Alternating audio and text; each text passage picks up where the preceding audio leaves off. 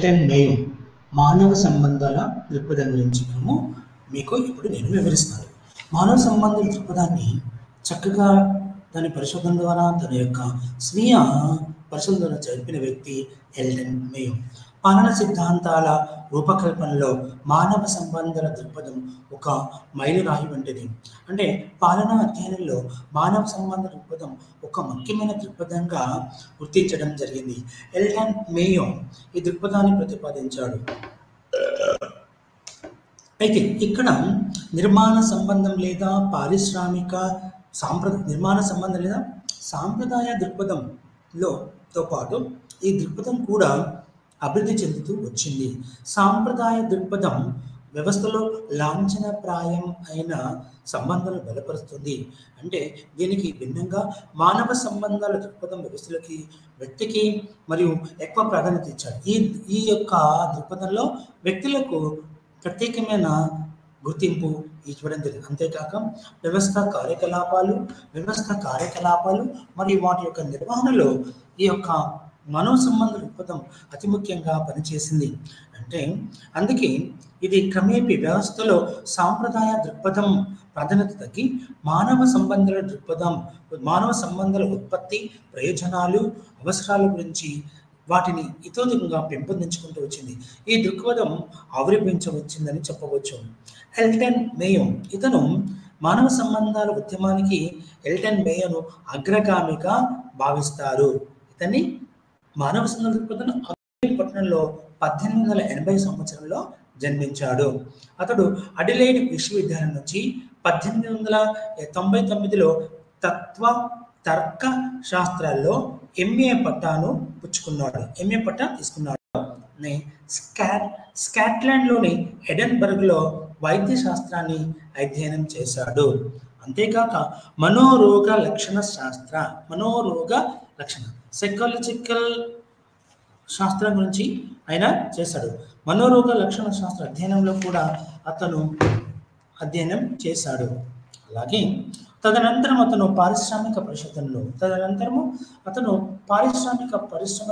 పరిశోధనలో ఎంతగానో కృషి చేశాడు. అలాగే మేయో పశ్చిమ ఆఫ్రికాలోని కొన్ని దేశాలను సందర్శించి తిరిగి తన స్వస్థలమైన అడిలైడ్ అంటే ఆస్ట్రేలియాకు తిరిగి వచ్చాడు.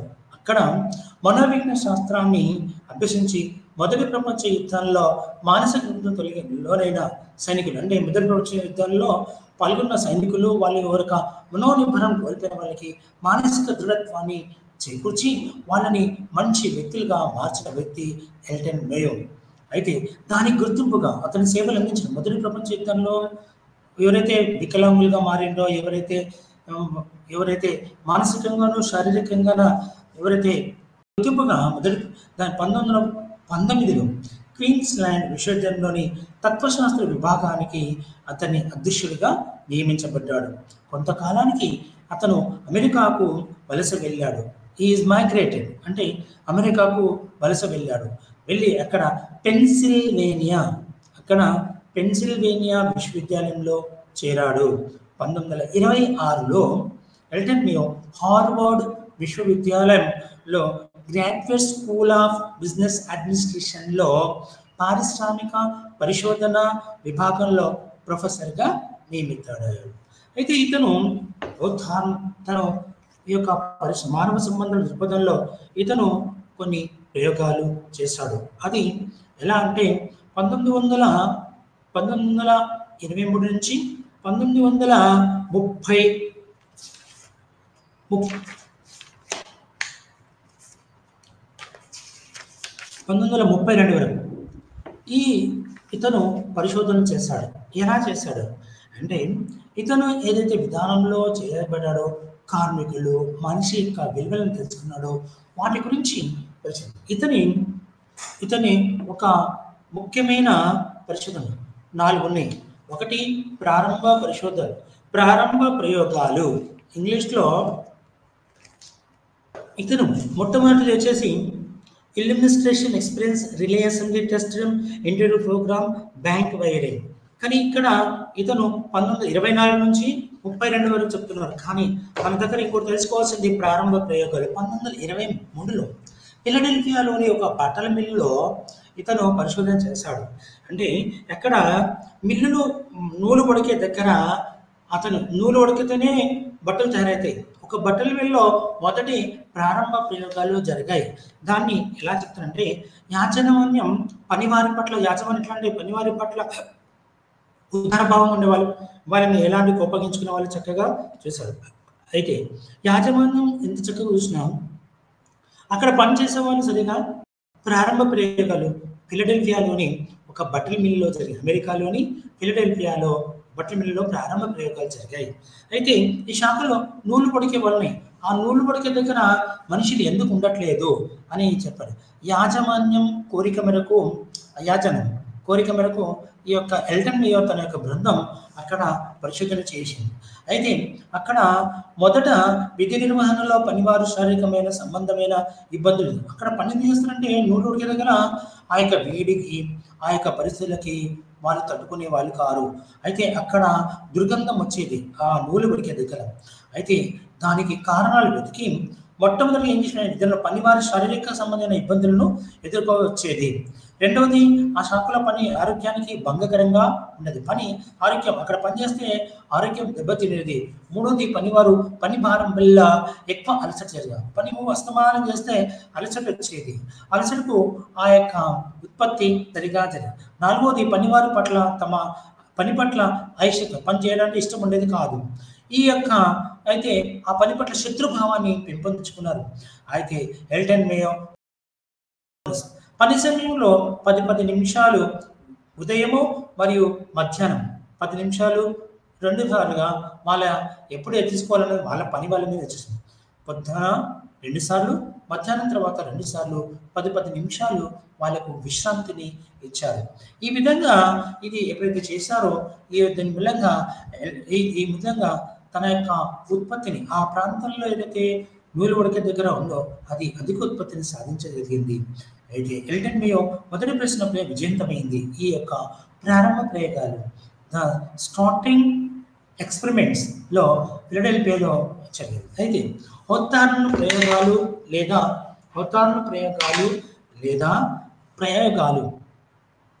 అధ్యయనం లేదా ప్రయోగాలు ఇది 1924 నుంచి 1932 వరకు జరిగింది.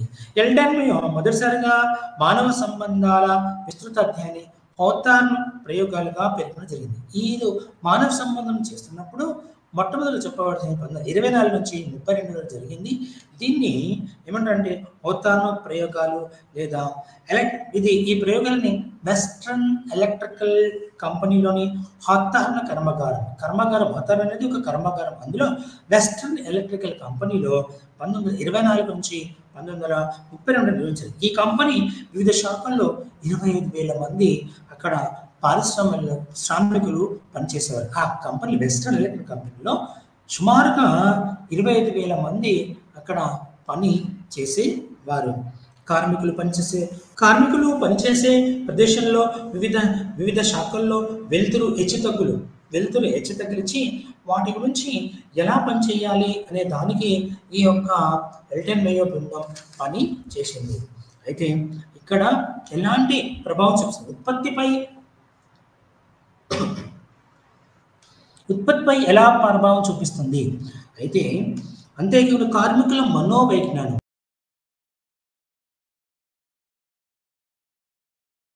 కీలకమైన పరిశీలన చేయబడింది.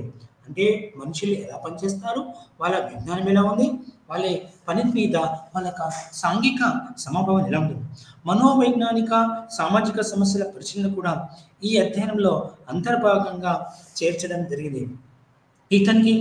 దీనికి ఎల్టన్ మేయో ఫ్రిట్జ్ రోథైస్ బర్జర్తో పాటు ఎల్టన్ మేయో 1927లో విఖ్యాతిగంచిన వెస్ట్రన్ ఎలక్ట్రికల్ పరిశోధన కార్యక్రమం పూనుకున్నాడు. ఎల్టన్ మేయోతో పాటు ఫ్రిట్జ్ రోథైస్ బర్జర్తో పాటు ఈయన 1927లో ఈయన వెస్ట్రన్ ఎలక్ట్రికల్ కంపెనీలో పరిశోధనలో పూనుకున్నాడు. ఈ సమయంలోనే అతనికి J Dickson T North White H Western Electrical కంపెనీకి చెందిన కొందరు ఉద్యోగులు కూడా అతనికి ఆ యొక్క పరిశోధనలకు సహకరించారు. తన ప్రయోగాలు ఒక మైలురాయి వంటివి. ఈ ప్రయోగాలు నిర్మాణ శాస్త్రంలో మానవ సంబంధాల అంశంపై అభివృద్ధి చెందడానికి దోహదపడ్డాయి. అయితే ఈ హోతాన్ ప్రయోగాలు వివిధ దశల్లో జరిగాయి.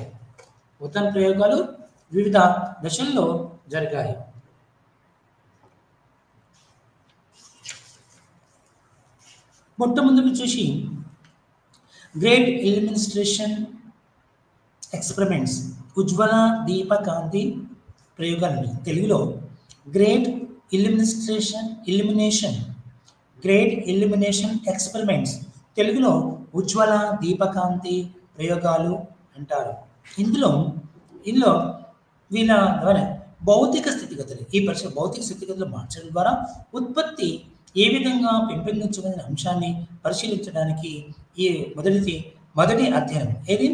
ద గ్రేట్ ఇల్యూమినేషన్ ఎక్స్పెరిమెంట్, ఉజ్వల దీపకాంతి ప్రయోగాల గురించి మనం ఈ అధ్యయనంలో టెలిఫోన్ తయారైతే ఆ టెలిఫోన్లో ఒక విభాగం తయారు చేసి రిలే అసెంబ్లీ టెస్ట్ రూమ్ అనే ఒక శాఖలో పనిచేసే 6 స్త్రీలను 2 జట్లు, 6 స్త్రీలు ఒక జట్టు, 6 స్త్రీలు ఒక జట్టు, అంటే 2 జట్లను ఎంపిక చేసి ఈ 12 మందిని ఈ 2 జట్లను ప్రయోగ నిమిత్తం కేటాయి. ఈ 2 జట్లు ఉత్పత్తిని ఖచ్చితమైన రీతిలో నమోదు చేయడానికి పరిశోధనను నియమించడానికి జరిగింది.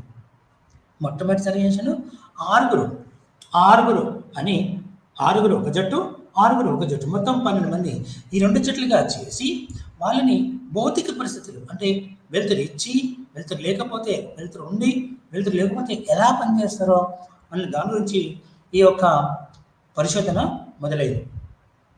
అయితే ఇది కనీసం 18 మాసాల వరకు ఈ యొక్క పరిశోధన జరిగింది. ఏది? ఉజ్వల దీపకాంతి ప్రయోగాలు కనీసం 18 మాసాలుగా దీని యొక్క పరిశోధన చేపట్టారు. అయితే ఇక్కడ ఏం చేస్తారంటే ఒక జట్టును వెలుతురు పెట్టి ఇంకో జట్టుకు వెలుతురు సరిగ్గా ఇవ్వకుండా ఇద్దరిని వేరు రూమ్లో పెట్టి పరిశోధనలు చేశారు. అయితే ఉత్పత్తి స్థాయిలో వెలుతురుతో నిమిత్తం లేకుండా వెలుతురు ఉన్నా లేకపోయినా వెలుతురుతో నిమిత్తం లేకుండా ఉత్పత్తి స్థాయిలో పెరుగుదల ముందుగా ఉత్పత్తి మంచిగా చేస్తారు. అయితే తదనంతరం వేతనం, వ్యక్తిగత ప్రేరణతో పాటు పని గంటలు, విశ్రాంతి సమయంలో మార్పు చేసినప్పటికీ ఉత్పత్తి స్థాయిలో పెరుగుదల కొనసాగింది. అంటే వాళ్ళకు వేతనం పెంచడము, పని సమయాలు మార్చాలి, ఎప్పుడు ఏం చేయాలా, ఏ టైం రెస్ట్ తీసుకోవాలా అనే విధానాన్ని మార్చుకొని అప్పుడు ఈ యొక్క వాళ్ళ మీద పరిశోధనలు మొదలుపెట్టారు. ఉత్పత్తి స్థాయిలో పెరుగుదల కొనసాగింది. అయితే వీళ్ళు ఎల్టన్ మేయో గ్రూపు ఏదైతే పరిశోధన చేసిందో అప్పుడు వీళ్ళు గమనించింది ఏంటి అంటే ఉత్పత్తిలో ఉత్పత్తి అనేది గణనీయంగా పెరిగింది. తర్వాత అన్ని రాయితీలను తొలగించినప్పటికీ తర్వాత ఏం చేశారు, కొన్ని రాయితీలు ఇచ్చేవాళ్ళు, పని కావచ్చు, డబ్బులు కావచ్చు, ఇంకా ఓటీ కావచ్చు, ఎక్స్ట్రా పైసలు అవన్నీ తీసేసి అవన్నీ తొలగించి ఆ తర్వాత ఉన్నత ఉత్పత్తి స్థాయి కొనసాగుతూనే పోయింది. అంటే ఒకవేళ రాయితీలు ఇచ్చి వాళ్ళకి ఏమేమైతే సౌకర్యాలు ఇచ్చారో ఆ సౌకర్యాలను తొలగించినా కానీ ఆ యొక్క ప్రభుత్వంలో ఆ యొక్క కర్మాగారాల్లో ఉత్పత్తి స్థాయి పెరుగుతూ వచ్చింది. దాదాపుగా ఈ 2 జట్లు ఏవైతే ఉన్నాయో 6 ఈ 2 జట్లను కూడా పరిశీలిస్తే ఉత్పత్తి పెరుగుదల ఒకే స్థాయిలో ఉండటం గమనించడం జరిగింది. ఈ ఫలితాలలో పరిశోధకులు కొంతవరకు కలవరపడ్డారు. ఎందుకంటే అటు సేమ్ కుక్క, అటు సేమ్ మనుషులు, ఇటు సేమ్ మనుషులు, అంటే 2 గ్రూపులు ఉన్నాయి కదా, వాళ్ళు పని చేసే మార్పు చేసినందుకు వాళ్ళు పని చేయడం జరిగింది. అయితే ఈ 2 జట్లు కూడా ఉత్పత్తి స్థాయి అనేది సమానంగా చేయబడింది, ఒక స్థాయిలో ఉండడం వల్ల గమనించడం జరిగింది. ఈ ఫలితాల్లో పరిశోధకులు కొంతవరకు కలవరపడి ఏం చేశారంటే దీన్ని ఇలా కాదు, తిరిగి సాధారణ పరిస్థితులు వారిలోకి మారినప్పుడు మొదట్లో ఉత్పత్తి స్థాయి తగ్గినప్పటికీ మామూలుగా వచ్చేసింది. ఆ యొక్క పద్ధతి పట్టించుకున్న మామూలుగా ఉత్పత్తి చేస్తే ఏమైందంటే ఉత్పత్తి స్థాయి పెరగడానికి కారణం అతను ఏం చెప్పిందండి, సాధారణ పరిస్థితుల వాతావరణంలోకి ఈ జట్టు మారినప్పుడు మొదటి ఉత్పత్తి స్థాయి తగ్గినప్పటికీ రెండో స్థాయి వారి పుంజుకొని తారాస్థాయికి చేరుకుంది. ఈ ఫలితాలు పరిశోధనను ఐశ్వర్యం ఆశ్చర్యపరిచింది. ఆయన చేసిన పనికి అతను ఆశ్చర్యపోయాడు. అయితే ఇక్కడ పెరుగుదల పరిశ్రమ అంటే వెలుతురులో రైతులతో పని విసుగుతో నిమిత్తం లేకుండా దాని ఎందు సేవా పరుతుంది చక్కగా కృషి చేస్తూ ఉన్నాడు. అయితే ఇక్కడ తదనంతరం ఏమైందంటే 6 వారు కాకుండా ఈ యొక్క వేళల్లో ఏమిచ్చినప్పుడు అంటే దానివల్ల తేలింది ఏమైందంటే పరిస్థితులు వెలుతురులో రైతులతో పని విసుగుతో నిమిత్తం లేకుండా ఉత్పత్తి స్థాయిలో పెరుగుదల కొనసాగింది. ఉత్పత్తిలో మాత్రం కొనసాగింది. ఈ ఉత్పత్తి పెరుగుదల కేవలం వ్యక్తిగత వేతన ప్రేరక పని వల్ల సంభవించిందని, వ్యక్తిగతంగా నేను ఇంత పని చేస్తే నీకు ఇంకా జీతం పెంచుతా అని అనేసరికి అప్పుడు ఓనర్తో మాట్లాడకుండానే జీతం ఎక్కువగాను వస్తుందని ఒప్పుకుంటాడు. అయితే ఇదే సమయంలో ఎల్టన్ మేయో బాలికలు 5 బాలికలు 5 బాలికలు 5 బాలికలు నార్త్ ఈస్ట్ లాగా వాళ్ళని పెంచి ఆ నార్త్ ఈస్ట్కి చెందిన వాళ్ళు ఆ యొక్క కోతులు కానీ ఆ యొక్క అడవి జాతి కానీ ఏం చేస్తుందంటే ఇక్కడ బ్లక్.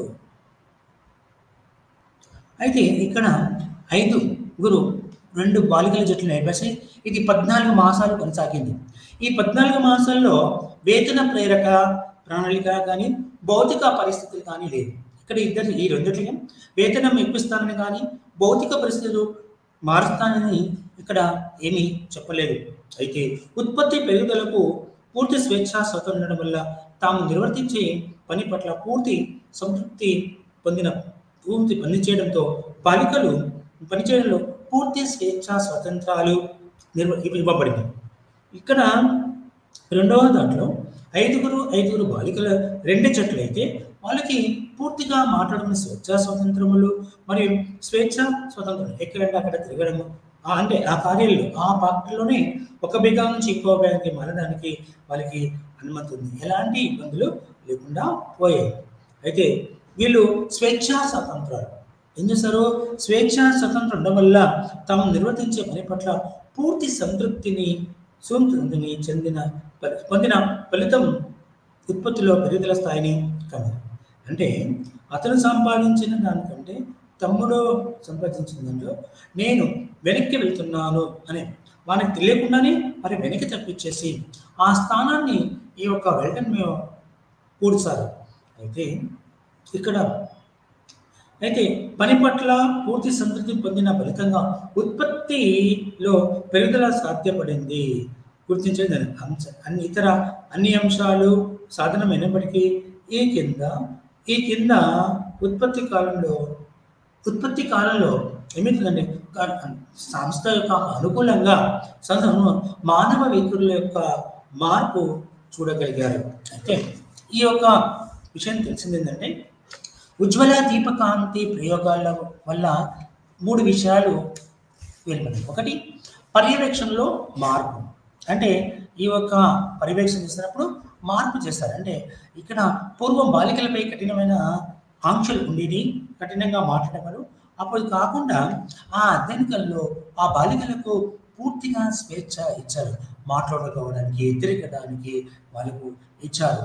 తిరగడానికి, విశ్రాంతి తీసుకోవడానికి స్వాతంత్రం ఉండేది. స్వేచ్ఛగా పర్యవేక్షణ వారితో స్నేహపూరితంగా సహకారంతో ప్రదర్శించేవారు. దాంతో వారి స్థితి మెరుగైంది. 1965 అయితే ఇక్కడ ఏం చేశారు, ఆ యొక్క కార్మికులతోని ఆ యొక్క అమ్మాయిలతోని పూర్తిగా వాళ్ళకి స్వేచ్ఛనిచ్చారు. స్నేహపూరితం సహకారం ఉండదు. వాళ్ళకి ఎవరికి ఏమైనా అవసరం ఉంటే వాళ్ళకు సహకరించుకునేవాళ్ళు. రెండవది ప్రత్యేక గుర్తింపు. ఇక్కడ బాలికలకు ప్రత్యేకమైన గుర్తింపు ఇచ్చింది. పరిస్థితులను ముందెన్నో రీతిలో బాలికలకు యాజమాన్యంపై స్థాయి నుంచి గురువు లభించింది. ఆ యొక్క వారి అది వారి యొక్క ప్రత్యేకత గౌరవానికి మనము కారణంగా చెప్పవచ్చు. అయితే ఇక్కడ ఎల్టన్ మేయో యొక్క బృందం ఏం గమనించిందంటే వాళ్ళకి స్నేహపూర్వకంగా ఉండడం, వాళ్ళకి పని చేయడం వాళ్ళకు స్నేహభావంతో సహకారాన్ని అందించడం, స్నేహపూర్వకంగాను సేవా సహకార భావంతో వాళ్ళ యొక్క మన్నలను యాజమాన్యం పొందింది.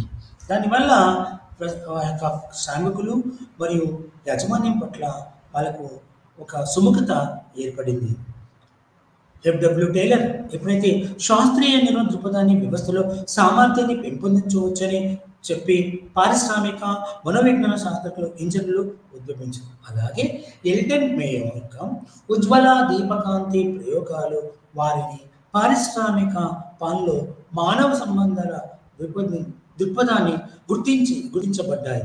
ప్రయోగాలు వారిని పారిశ్రామిక పనులు మానవ సంబంధాల ప్రభావం గుర్తించేలాగా చేశాయి. ఇక్కడ పారిశ్రామిక రవాణా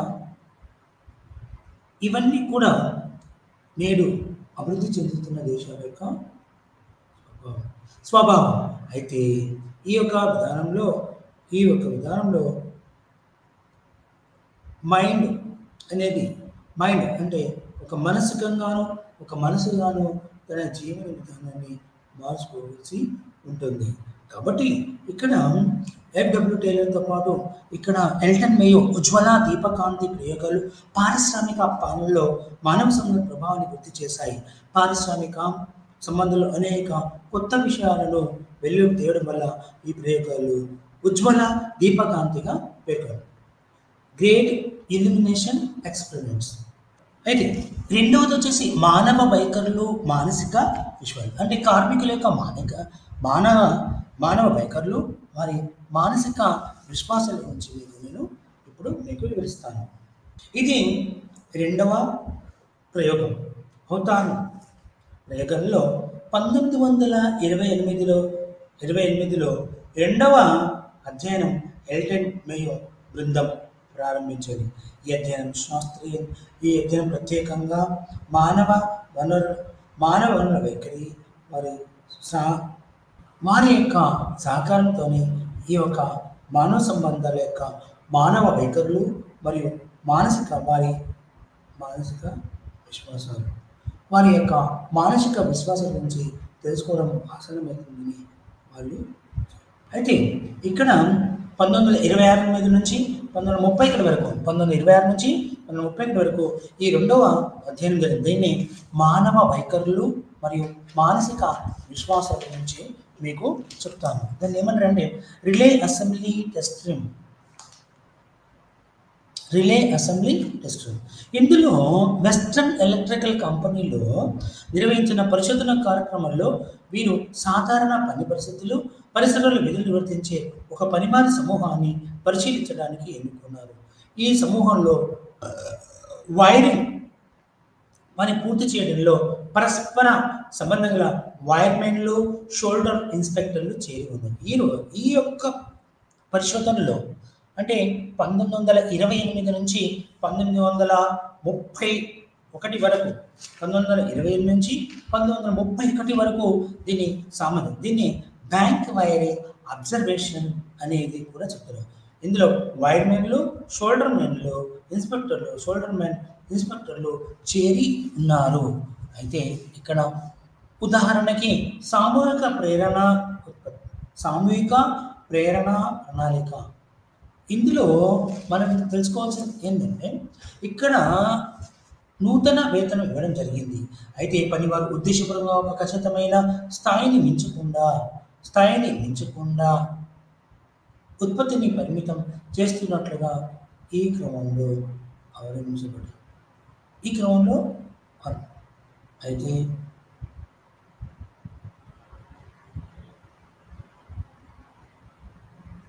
ఈ యొక్క విధానంలో అయితే ఇక్కడ మనకి ఏం చెప్తున్నారంటే మనిషి యొక్క ప్రయోగంలో విధానాల పట్ల పనివారు పట్ల ఎలా ఉన్నారు, వాళ్ళ మానసిక వైరుధ్యం. అయితే ముందుగా ఇక్కడ పనివారి పట్ల అధికారుల ప్రవర్తన, యాజమాన్య కార్యక్రమాలు, విధానాల పట్ల పనివారికి గల ఇష్టాల గురించి ఎలాంటి అరమరికలు లేకుండా, అంటే ఎలాంటి భేదభావాలు లేకుండా వారిని ఉండేటట్లు పనివారి ఉద్దేశాలను మరియు ఉద్దేశంలను పరిశోధన విషయానికి ప్రత్యక్షం లేకుండాను చేస్తుంది. దీన్ని ఇంటర్వ్యూ మెథడ్ అంటారు. దీన్ని ఇంటర్వ్యూ చేస్తాడు అంటే కార్మికులను వాళ్ళని ఇంటర్వ్యూ చేసి ఇది కఠినంగా ఉండేది, ఇది చెప్పినప్పుడు వాళ్ళు సరైన జవాబులు సూటిగా ఇవ్వలేకపోయారు. అంటే ఈ పరిశోధన ప్రత్యక్షంగా లేకుండా పోయింది.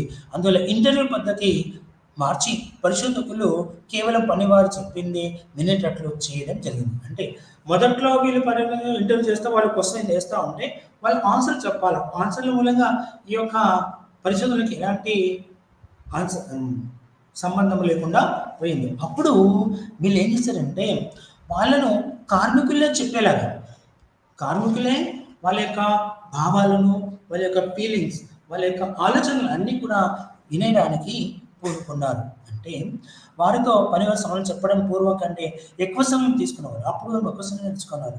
కానీ వారి ప్రవేశంలో ఈ ఫిర్యాదుల మూలంగా పని పరిస్థితులు మారినవి. అక్కడ వీళ్ళని ఇంటర్వ్యూ చేయడం మూలంగా వాళ్ళు చెప్పే అభిప్రాయం ఇవ్వడం మూలంగా వాళ్ళ యొక్క సాధక బాధలు చెప్పుకోవడానికి పర్మిషన్ ఇవ్వడం మూలంగా వాళ్ళు అందువల్ల వీళ్ళు ప్రశాంతత చేయాలి. ఈ వ్యవస్థ ఎలాంటి సంఘర్షణ వచ్చినప్పటికీ వారు ఫిర్యాదులు మూలంగా చేసే పరిస్థితులు మారిన అందుకు చనిపోయిన వారిని భరించిన వేతన ప్రమాణాలతో మార్పు జరిగినప్పటికీ పనివారి మనసుల్లో విషయాలు బయటకు పెట్టేలా అవకాశం కల్పించడం వల్ల వారి మానసిక వయసులు సంతృప్తిగా ఉన్నట్లు కనిపించింది. పనివారి పట్ల వాళ్ళు చేస్తున్న పని పట్ల వారికి సంతృప్తి కనిపించింది. అప్పుడు ఇక్కడ ఏం జరిగిందంటే వాళ్ళు ఏదైతే ఇంటర్వ్యూ చెప్తున్నప్పుడు బాగా కష్టంగా ఉండేది, వాళ్ళు సరైన సమాచారం ఇచ్చారు. ఇక్కడ పని వాళ్ళని తర్వాత మార్చేసి పని వాళ్ళు చెప్పింది పూర్తిగా వినడానికి, అంటే వ్యవస్థ ఎలా ఉంది, వ్యవస్థ ఎలా నల్లది, తన యొక్క పని ప్రమాణాలు ఏంటిది, వస్తువుల సరఫరా ఎలా ఉంది, వాటన్ని గురించి పూర్తి స్వేచ్ఛ ఇచ్చి మాట్లాడేలాగా చేయడం జరిగింది. అయితే ఇక్కడ పనివారి మనసుల విషయాలు బయట పెట్టడానికి అవకాశం కల్పించడం వల్ల వారు మానసికంగా తేలిక పడి సంతృప్తిగా ఉన్నట్లు కనిపించింది. వాళ్ళకి ఏం చేశారు, కార్మికులతోని యాజమాన్యం మాట్లాడుతుంటే వాళ్ళు సంతృప్తి చెందారు, పనిలో చేయడానికి ఆస్కారం కలిగింది. వాళ్ళు సంతృప్తి చెందడంతో వారు మానసిక తేలికపడి సంతృప్తిగా అధ్యయనం కల్పించబడింది. అయితే దాదాపు 21,000 మంది 21,126 ఫిర్యాదులు విశ్లేషించినప్పుడు వ్యాపారానికి ఏం చేశారంటే వ్యక్తిగత సామాజిక వివరాలు అంటే 21,126 ఫిర్యాదులు విశ్లేషించడం వాస్తవాలకు ఫిర్యాదులకు పొంతన అసలు లేదు. వాళ్ళు ఏం చెప్పాలనుకున్నారో దానికి వాస్తవాలకి పొంతన లేకుండా పోయింది. అయితే పనివారి వ్యక్తిగత సమస్యలు వారున్న సామాజిక పరిసరాల పర్యవసానంగా ఏర్పడిన మానసిక విశ్వాసాలుగా భావించడం జరిగింది. అయితే ఈ అధ్యయనం వల్ల కింద ఒక 3 విషయాలు బోధపడు. ఒకటి, యాజమాన్యం పట్ల శ్రద్ధ వహించడం. యాజమాన్యం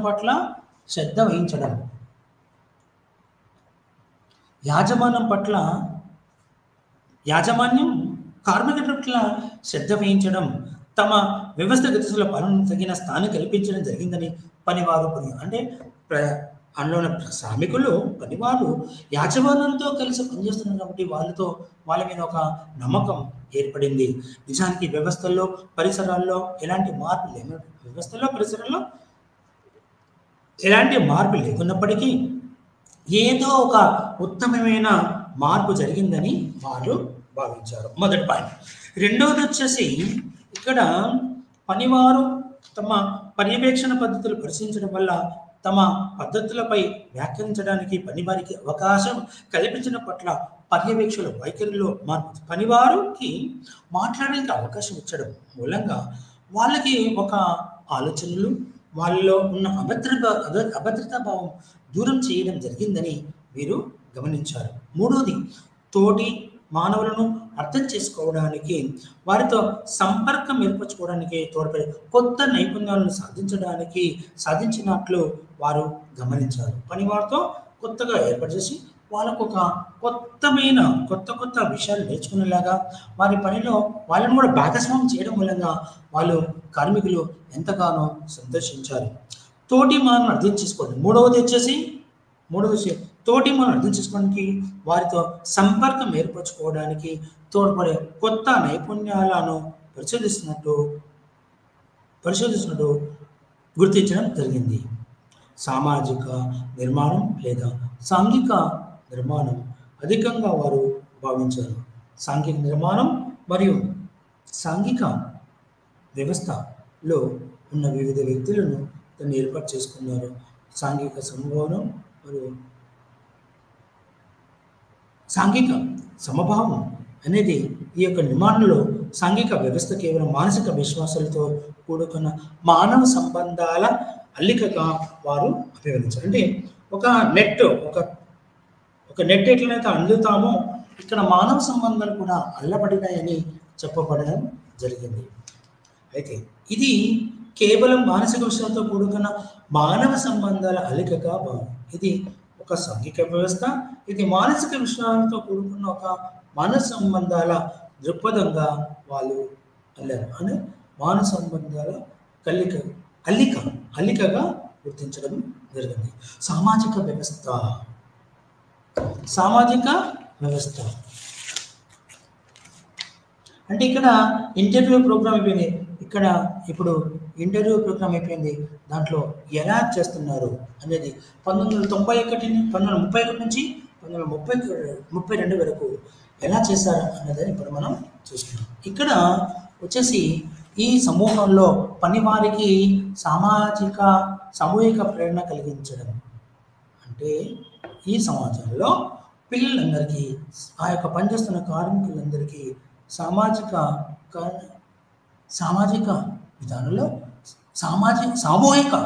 సామూహిక ప్రేరణ ప్రణాళిక అనుసరించి వారు ఉమ్మడిగా సాధించిన ఉత్పత్తి లభించే వేతనం నుంచి అందరికీ సమానంగా పాలు పంచేయడం జరిగింది. అయితే ఉమ్మడి కార్యాచరణ అందరికీ కలిపి ఒకే కార్యాచరణ ఆధారంగా పనివారందరికీ సమాన వేతనం ఇవ్వడం జరిగేది. అంటే అందరికి కలిపి పనిచేస్తే అందరికీ సమానంగా ఆ యొక్క వేతనాన్ని అందించేవారు.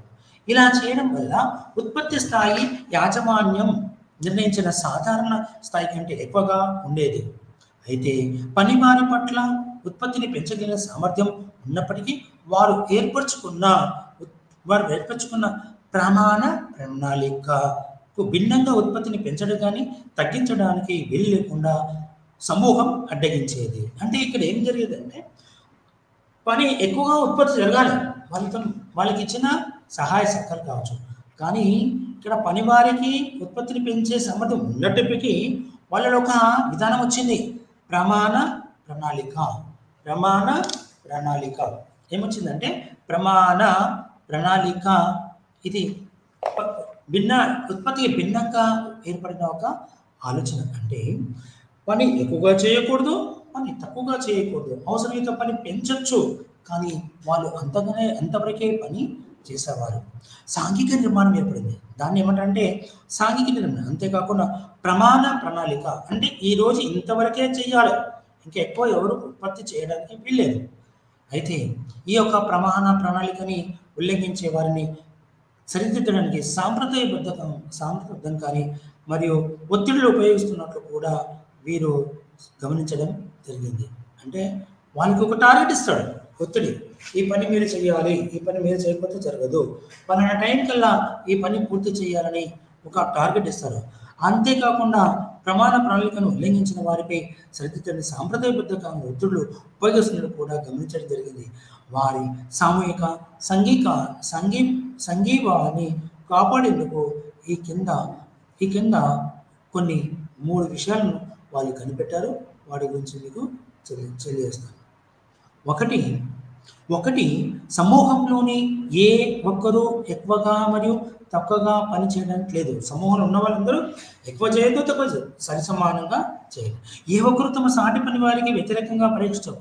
అంటే సూపర్వైజర్ ఉంటాడు అక్కడ పని వారికి, తన యజమాని కింద ఒక 10-20 మంది ఉంటే పలానా 10 మంది పని సరిగా చెయ్యట్లేదు అని చెప్పడానికి లేదు, అంటే చాటి చెప్పడానికి వీలు లేదు. మూడోది, ఏ ఒక్కరు సామాజిక సన్నిహిత్వాన్ని విడనాడి ఉద్యోగ సంబంధ అధికార దర్పం కనపడడానికి వీలు లేదని ఈ యొక్క సత్యం మహాశయుడు చెప్పాడు.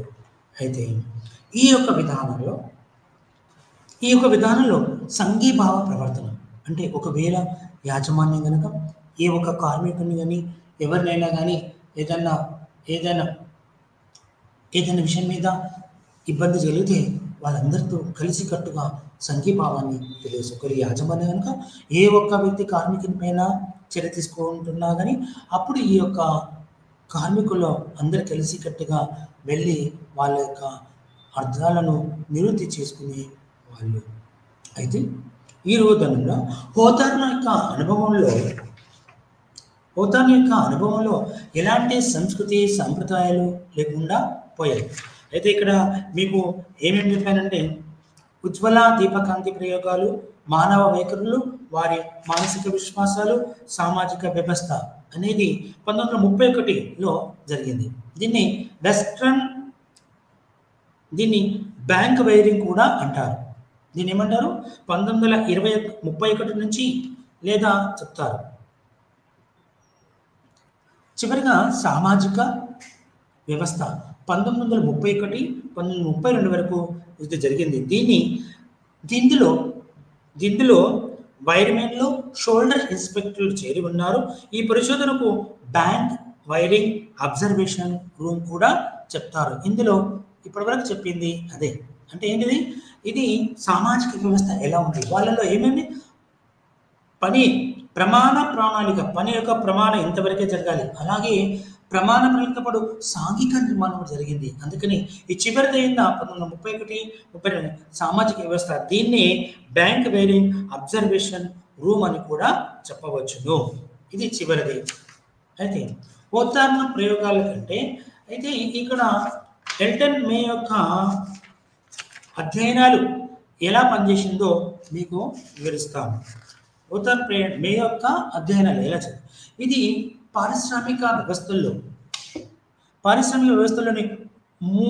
మానవ దృక్పథం సంబంధించిన పరిశోధన అధ్యయనం ఫలితంగా ఎల్టన్ మేయో పాలనలో మానవ సంబంధాల దృక్పథాన్ని ప్రతిపాదించాడు. ఈయన ఈ పరిశోధనలో మానవ సంబంధాల దృక్పథాన్ని తను ప్రతిపాదించాడు. వ్యవస్థల్లో వ్యక్తి నిర్వర్తన స్థాయి కేవలం అతని స్వయం ప్రేరణ మనోప్రవృత్తి పైన ఆధారపడి ఉంటుందని అతను విశ్వసించాడు. అయితే మనుషులను తను దగ్గరగా పరిశీలించి అలాగే ఇతని సైకాలజిస్ట్, అతను మనసులు ఎలా ఉంటారో తన యొక్క అభిప్రాయాలు ఎలా తెలియజేస్తారు అనే విషయం. అంటే ఇక్కడ స్వయం ప్రేరణ, ఒక కార్మికుడు కావచ్చు, ఒక శ్రామికుడు కావచ్చు, తనకు తానుగా స్వయం ప్రేరణ మనోప్రవృత్తి, అతని యొక్క మానసిక ఆలోచనల గురించి ఇతను ఎలా పనిచేస్తాడో ఆయన గ్రహించాడు.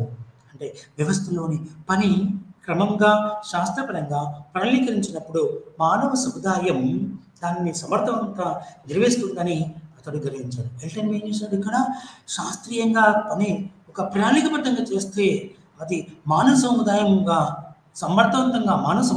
సమర్థవంతంగా పనిని పూర్తి చేస్తుందని ఎల్టన్ మేయో గమనించాడు.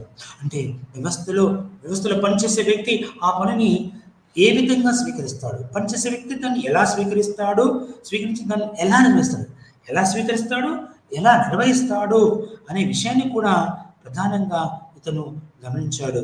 అందుకే టైలర్కు యంత్రాల గురించి ఎంత పరిపూర్ణంగా తెలుసో ఎల్టన్ మేయోకు మానవ స్వభావాన్ని గురించి అంత క్షుణ్ణంగా తెలిసిందని మనం విమర్శకులు చెబుతారు.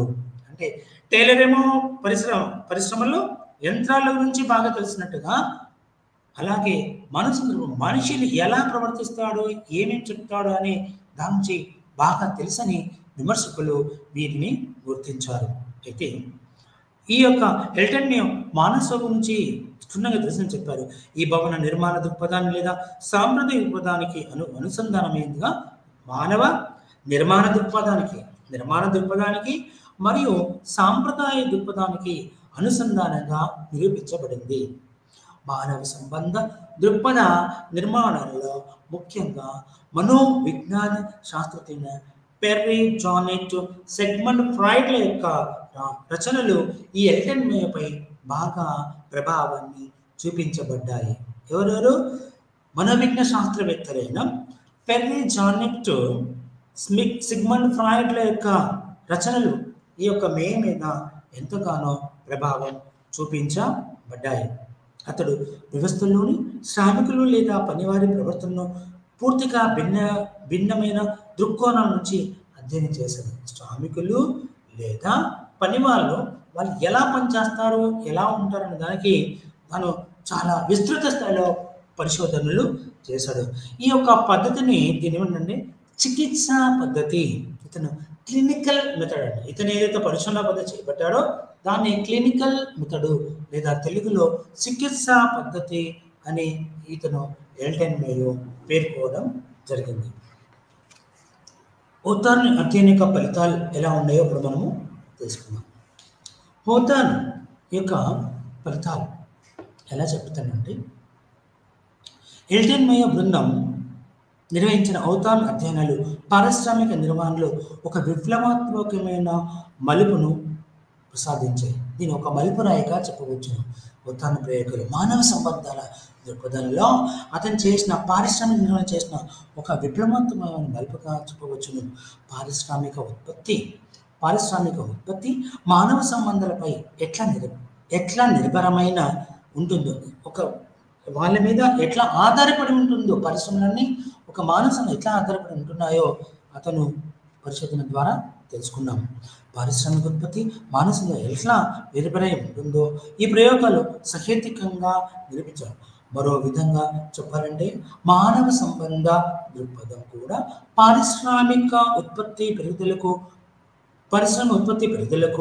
శ్రామికులను ప్రేరేపించే వివిధ మార్గాలను అన్వేషించడానికి ఉద్దేశించబడిందిగా చెప్పారు. అయితే పరిశ్రమలో ఉత్పత్తులు బాగా పనిచేయడానికి ఈ యొక్క అన్వేషించిన ఉత్తమమైన మార్గాలుగా ఈ యొక్క ఎల్టన్ మేయో ప్రయోగాల గురించి చెప్పబడింది.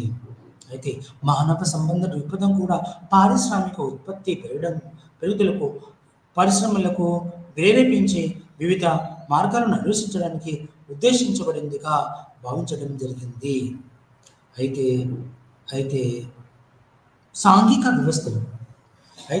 సాంఘిక వ్యవస్థలు లాంఛనప్రాయమైన వ్యవస్థల ఉత్పత్తిపై వాటి ప్రభావం అనేక కొత్త రూపాలను ప్రాధాన్యత పారిశ్రామిక నిర్వహణలో గుర్తించడం జరిగింది. అవి మానవ ప్రవర్తన అధ్యయనానికి అదనంగా జోడించడం జరిగింది. మానవ సంబంధాల దృక్పథానికి సమగ్రత కల్పించారు. హోథార్న్ అధ్యయనాలు ఫలితాలను ఈ కింది విధంగా మనం ఇప్పుడు హోథార్న్ ఫలితాల యొక్క గురించి మనం తెలుసుకుందాం. మొట్టమొదటిగా లాంఛనప్రాయమైన వ్యవస్థల్లో అంతర్గతంగా పనిచేసే లాంఛనప్రాయమైన వ్యవస్థలు గుర్తించడం జరిగింది. ఇది ముఖ్యం. ఫార్మల్ ఏదైతే ఉందో దాని స్థానంలో ఇన్ఫార్మల్ అంటే లాంఛనప్రాయం కాని వ్యవస్థలను గుర్తించడం జరిగింది. లాంఛనప్రాయం కాని వ్యవస్థలు ఉంటాయని ఇప్పుడు అందరూ గౌరవిస్తున్నారు. అంటే ఒక వ్యవస్థ పనిచేస్తుంటే ఒక పని హోదా వల్లే కాకుండా లాంఛనేతరంగా ఉన్న వాళ్ళు కూడా దాని మీద ఈ యొక్క వస్తువుల ఉత్పత్తి వాటి మీద ప్రభావం చూపుతుందని ఎల్టన్ మేయో బృందం తెలియజేయబడింది. కాబట్టి ఈ యొక్క వెస్టర్న్ ఎలక్ట్రిక్ కంపెనీ కావచ్చు, ఇందులో వ్యవస్థ ఉత్పాదకత అంటే ఈ హోథార్న్ ప్రయోగాల్లో ఏం జరిగిందంటే వ్యవస్థ ఉత్పాదక స్థాయిని పెంపొందించడంలో లాంఛన ప్రయాణిక సాంఘిక సమాల ప్రాధాన్యతను ధృవీకరించడం. అంటే వస్తువు ఉత్పత్తి పెంచడంలో లాంఛన ప్రాయం కాని సాంఘిక సమూహాల యొక్క ప్రాధాన్యత దిగదు. అంటే ఒక వ్యక్తి తనతో పాటు ఇంకో వ్యక్తి కూడా పక్కన కూర్చొని పనిచేస్తాడు, అది లాంఛనం.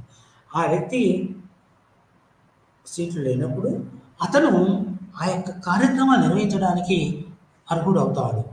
కాబట్టి వ్యవస్థ ఉత్పాదకుల స్థాయిని పెంపొందించడంలో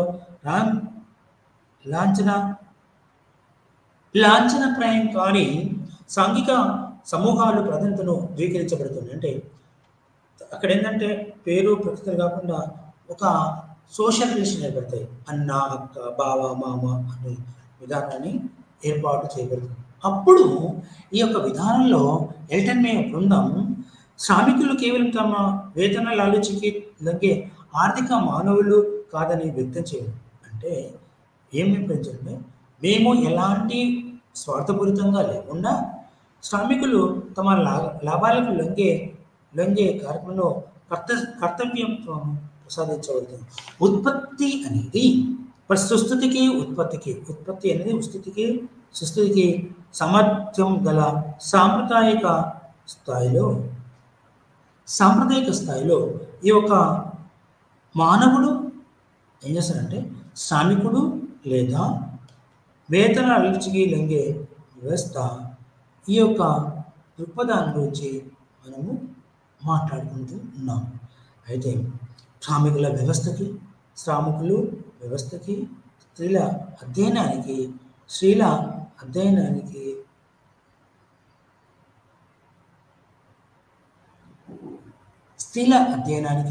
ఇది ఎంతగానో ఉపయోగపడింది. అంటే శ్రామికుల సుస్థితి, ఉత్పత్తి గల సామర్థ్యాన్ని గుర్తించడంలో పర్యవేక్షణ కుల ప్రాధాన్యత చక్కగా ప్రార్థించబడింది. అంటే శ్రామికులు పర్యవేక్షణ సూపర్వైజర్స్, అంటే ఆ పని వాళ్ళు ఎలా పనిచేస్తున్నారు చేతులు. ఉద్యోగి బృంద పాలనలో ఇప్పుడు మనం ఏం చెప్తున్నా అంటే మొత్తాన్ని అత్యధిక ఫలితాల గురించి మీకు చెప్తున్నాను. అందులో 5వది ఉద్యోగి బృంద పాలనలో మానవ సంబంధ దృక్పథం అభివృద్ధికి ఈ అధ్యయనం ఎంతగానో కారణభూతమైంది. అంటే మనుషులు ఉద్యోగ బృందం ఎలా ఉంది, మానవ సంబంధాలు ఎలా పనిచేస్తాయి అనే విషయం గురించి ఈ 5వ పాయింట్ చెప్పబడింది. 6వది పారిశ్రామిక సమాజ క్షేత్రంలో ఈ అధ్యయనాన్ని సేవ అగ్రగమం పేర్కొనలేదు. అంటే ఈ పారిశ్రామిక పాలన క్షేత్రంలో సేవ అనేది సర్వీస్ మోటివేటెడ్గా పనిచేసింది. ఈ యొక్క సేవ అగ్రగమం పేర్కొంది. పారిశ్రామిక వ్యవస్థలో మానవ సంబంధాల ఆవశ్యకతను ఈ అధ్యయనం వివరించింది.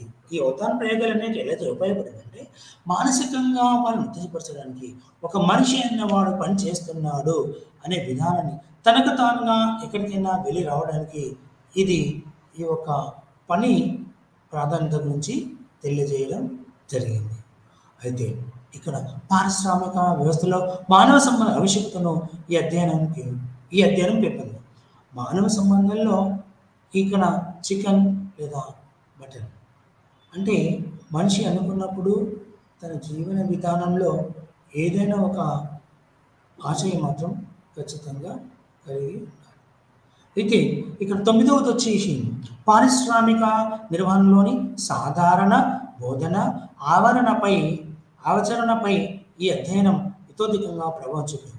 సాధారణ నిర్వహణలోని సాధారణ పారిశ్రామిక నిర్వహణ సాధారణ బోధన అంటే మరీ కష్టంగా కాకుండా అందరికీ అర్థమయ్యేలాగా చెప్పడం. ఇక్కడ ఈ అధ్యయనం ఇతోధికంగా ప్రభావం చూపబడింది. ఇతనికి ఇతోధికంగా ఏం చేయించారు, ఇక్కడ అంటే ఏదైతే పని జరుగుతుందో ఆ పనికి ఎలాంటి ఆచరణలు చేయాలి, ఏ రకంగా పని చేయాలనేది ఇక్కడ చివరి పాయింట్ మనకు తెలియజేస్తుంది. అవతారణ ప్రయోగాల వల్ల ఎల్డి వైట్, హార్బిసన్, డూబెన్, రెన్సెలెక్టర్, ఆర్గరిస్, లారెన్స్ వంటి మహామహులు ఎల్టన్ మే యొక్క మానవ సంబంధ దృక్పథాన్ని విస్తృతపరచడంలో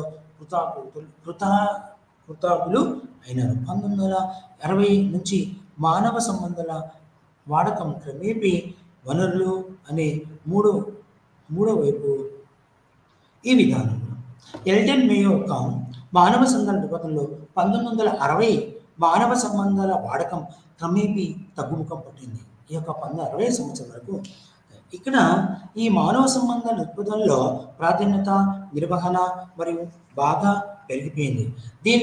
దీని స్థానంలో మానవ సంబంధ దృక్పథంలో మానవ సంబంధ వాడకం క్రమేపీ తగ్గించడం బట్టి మానవ సంబంధాలు ప్రాధాన్యత, నిర్వహణ ప్రవర్తన, మానవ వనరుల అంశాల వైపు ఈ యొక్క ప్రభుత్వ పాలన శాస్త్రం తన యొక్క మార్పును, తన యొక్క పయనాన్ని మార్చుకుంది.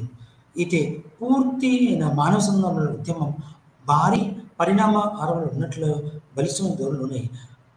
అప్పుడు ఈ దృక్పథం అతి కష్టమైన ప్రవర్తన విశ్లేషణగా మానవుడు చెప్పవచ్చు.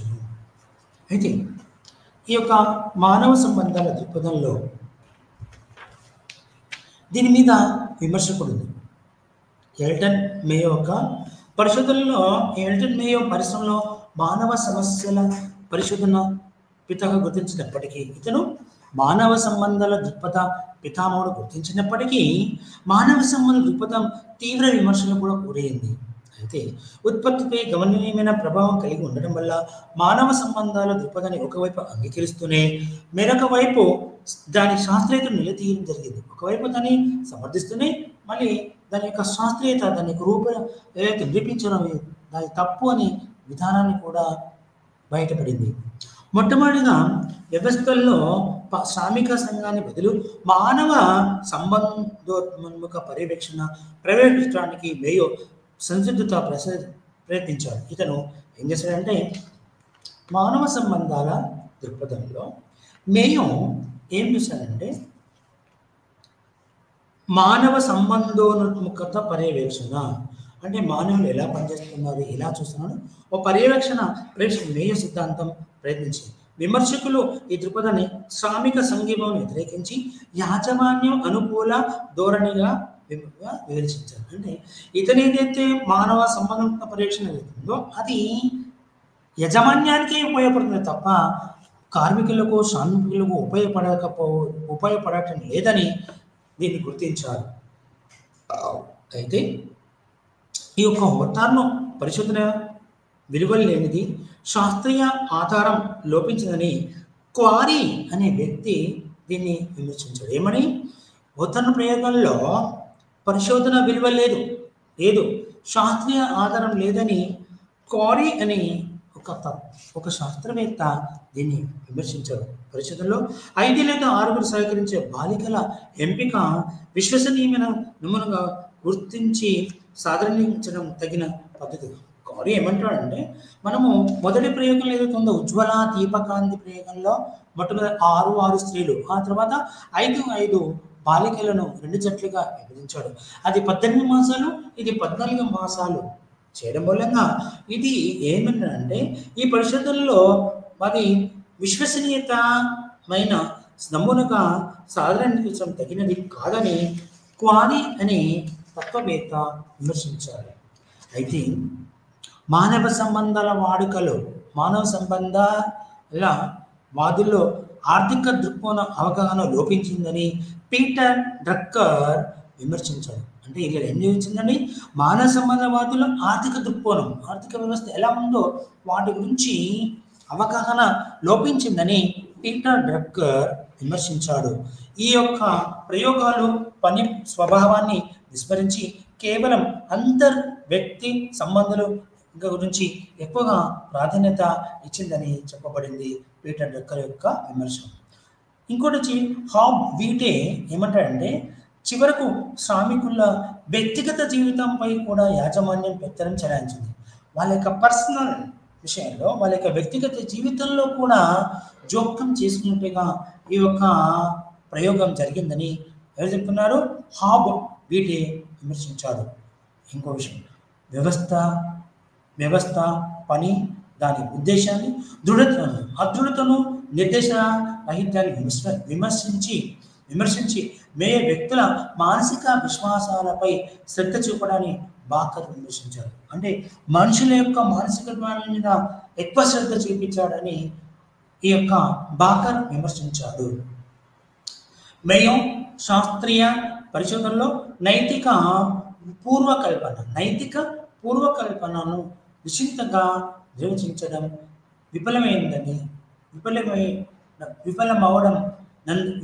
విఫలమైనందువల్ల అతడు సాంఘిక శాస్త్రవేత్తగా విఫలమయ్యాడని బెండెస్ అండ్ ఫిషర్ చెందారు. అయితే ఇక్కడ ఏమంటాడంటే ఇంకోటి, ఇక్కడ బాకర్ ఏమంటున్నాడంటే మానసిక విశ్వాసాన్ని శ్రద్ధ చూపాడు. ఎవరు? ఎల్టన్ మేయర్ గ్రంథం అంటే వ్యవస్థ కానీ దాని యొక్క ఉద్దేశాన్ని అదృఢతను నిర్దేశ రాహిత్యాన్ని విశ్రమించి మేయర్ యొక్క మానసిక విశ్వాసాలపై శ్రద్ధ చూపాడని బాకర్ విమర్శించాడు. అలాగే బెండెస్ ఫిషర్ ఏం చెప్పారంటే మేయో తన శాస్త్రీయ పరిశోధనలో నైతిక పూర్వకల్పనలను నిశ్చితంగా నిర్వచించడం విఫలమైనందువల్ల అతడు సాంఘిక శాస్త్రవేత్తగా విఫలమైనని ఎవరు చెప్పారు? బెండెస్ అండ్ ఫిషర్ వాదించారు. అలాగే హార్వర్డ్ బృందం పాటించిన పరిశోధన పద్ధతి క్రమంగా లోపభీష్టమైందని డేనియల్ సెల్ విమర్శించాడు. హార్వర్డ్ బృందం పాటించిన పరిశోధన పద్ధతి క్రమంగా లోపభీష్టమైందిగా ఆయన విమర్శించాడు. ఇవన్నీ కూడా అయితే అతి విశాల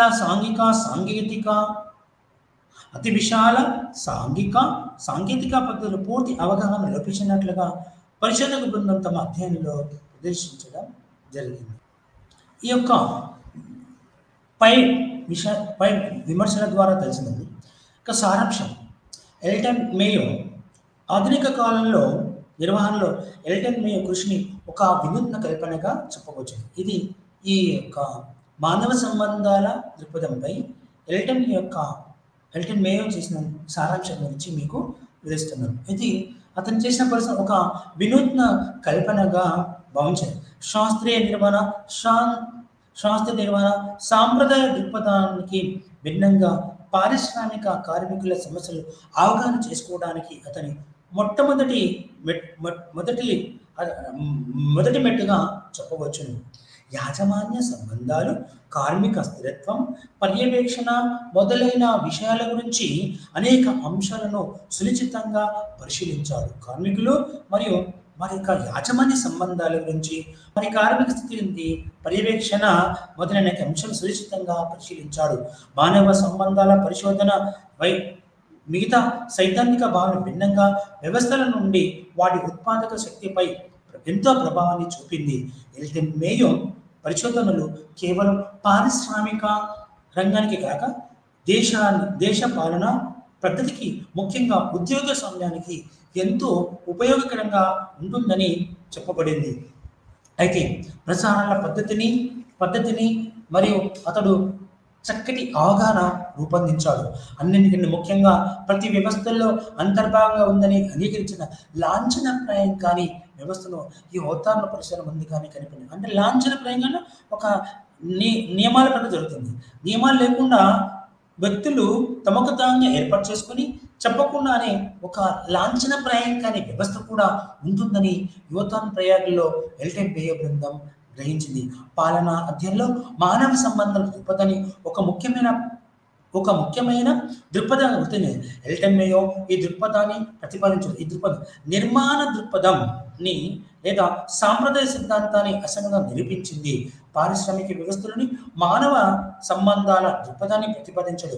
మేయో దృష్టిలో కేవలం పని నిర్మాణం మాత్రమే ప్రధానమైనది కాదు. వ్యవస్థలో పనిచేసే వ్యక్తి పనిని ఏ విధంగా స్వీకరించి దాన్ని ఎలా నిర్వహిస్తారన్న విషయం అంతే ప్రధానం చెప్పాడు. ఏమిటంటే మానవుడు కేవలం నిర్మాణం మాత్రమే పని మాత్రమే కాదు అనే విషయం కాకుండా ప్రధానమైనది పని చేసే వ్యక్తి ఆ పనిని ఎలా చేస్తాడు, ఎలా స్వీకరిస్తాడని గ్రహించాడు ఎల్టన్ మేయో. ఈ యొక్క మేయో ఎల్టన్ మేయోకు మానసం నుంచి అతి క్షుణ్ణంగా తెలిసిందని విమర్శకులు చెబుతారు. మేయో యొక్క ప్రయోగాలు 1923 ఫిలడెల్ఫియా బట్టి మీద వదులుకొని 1932లో ఉత్తారణ అధ్యయనాలతో ఇతని యొక్క అధ్యయనాలు బిగించబడ్డాయి. ఈ ఉత్తారణ ప్రయోగాల ఇది ఎల్టన్ మేయో చేసిన ఎంతో కృషికి మనము గుర్తింపుగా చెప్పవచ్చును. ఇంతటితో ఎల్టన్ మేయో యొక్క మానవ సంబంధ దృక్పథం యొక్క పాఠాన్ని ఇంతటి నమస్కారం అండి.